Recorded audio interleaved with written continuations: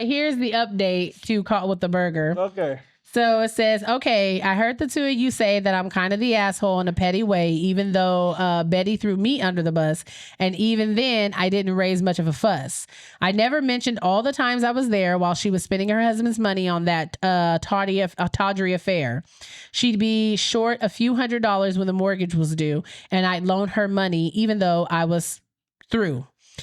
She never reach out just to spend time, because any extra time was with that techie slime. He was her number one priority. She granted him supreme authority. She thought of her husband as inferior, and Tech Guy was superior.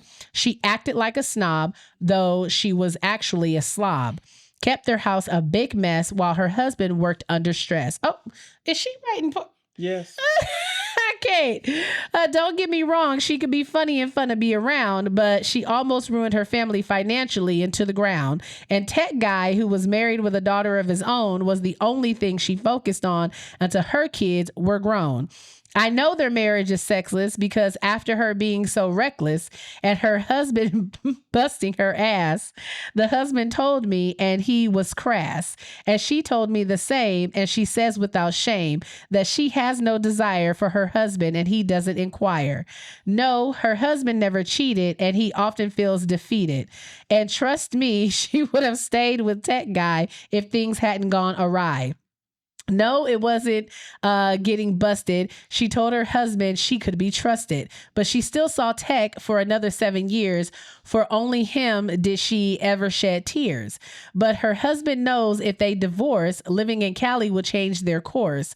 They'll each have to live in squalor, and she'll squeeze out every dollar from his 6-figure income, though she always said she'd take a small sum. Reading the comments from your listeners, the audience are not just passive listeners, made me reconsider this friendship and if we ever had a true kinship. She's always been a flaky friend to me, so will she even notice I've cut the ties the tree?